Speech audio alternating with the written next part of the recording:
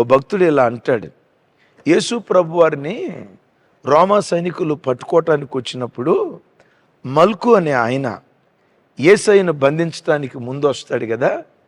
యేసయ్యను పట్టుకోవటానికి మల్కు వచ్చినప్పుడు పేతురయ్య ఏం చేశాడు? కత్తి తీసి 2 చెవులు తెగ్గొట్టేశాడు. చెవి తెగ్గొట్టేశాడు. ఓ భక్తుడు ఇలా అంటాడు, చెవులు ఎందుకు తెగ్గొట్టాడు చెప్పండి? మీరు లైవ్ చూస్తున్న మీ అందరిని అడుగుతున్నాను.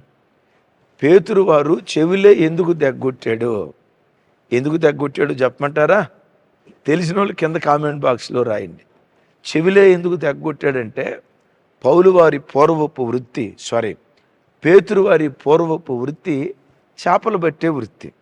ఇప్పుడు చేపలను బట్టి శుభ్రం చేసేటప్పుడు మొట్టమొదటి ఏది తెగ్గొడతారు చెప్పండి? చెవులే తెగ్గొడతారు.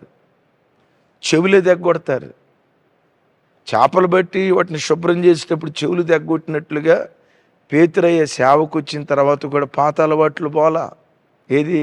చెవులు తెగ్గొట్టే అలవాటు. పాత అలవాటు పోలేదు. మీతో నేను చెప్పే మాట ఏంటో తెలుసా? చింత చచ్చిన పులుపు చావదో. జాగ్రత్త. నీ పాత స్వభావాలు కొన్ని ఉన్నాయి. పాత స్వభావాలు కొన్ని ఉన్నాయి.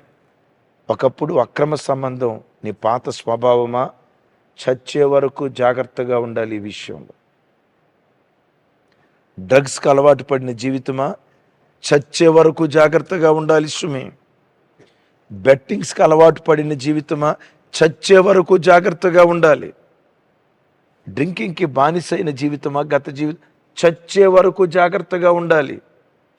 చెడు స్నేహితులా? పాత స్నేహితులు? చచ్చే వరకు వారి విషయంలో జాగ్రత్తగా ఉండాలి. సెల్ ఫోన్లో ఫోర్నోగ్రఫీ చూసే వ్యక్తిత్వమా? చచ్చే వరకు జాగ్రత్తగా ఉండాలి. నిన్ను ఎవరినంతకాలం మంచిదానివి, ఎవరైనా ఒక మాట అంటే బుస్ పుస్ పుస్ పుస్ అని కోపం వచ్చి గయ్యాలి దానిగా మారే జీవితమా?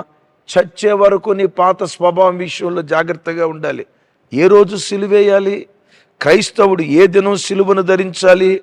దినదినము నిన్ను నీవు సిలువకు అప్పగించుకొని ప్రాచీన స్వభావమును దాని ఇచ్చలతో కూడా ప్రతిరోజు చంపుతూ ప్రభు కొరకు నువ్వు బ్రతికితే ఒక ధృవతారగా దేవుని కొరకు విరాజిల్లటానికి దేవుడు కృప చూపిస్తాడు. అయ్యా, అమ్మా, పాత స్నేహాల విషయంలో తస్మాత్ జాగ్రత్త. ప్రాచీన స్వభావాల విషయంలో తస్మాత్ జాగ్రత్త. రోజు నిన్ను నీవు సిలువకు అప్పగించుకో. సిలువ